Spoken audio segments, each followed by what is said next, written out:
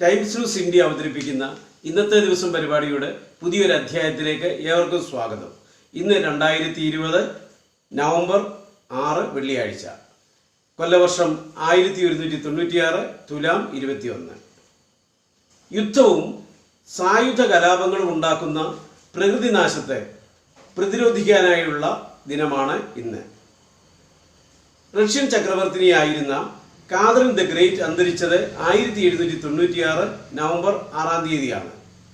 കാതറിന്റെ ഭരണകാലം Russian ചരിത്രത്തിലെ സുവർണ കാലഘട്ടമായി കണക്കാക്കുന്നു.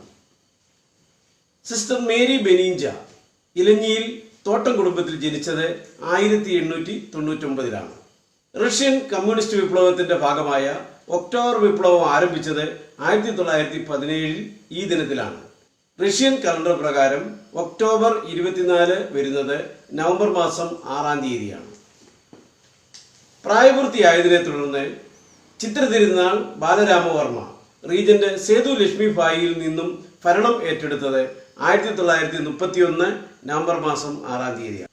മലയാളത്തിലെ ആദ്യത്തെ മഹാകാവ്യമായ രാമചന്ദ്ര വിലാസത്തിന്റെ രചയിതാവ് അഴകത്ത് പത്മനാഭക്കുറുപ്പ് നിര്യാതനായത് 1931 നവംബർ മാസം 6 തീയതിയാണ്.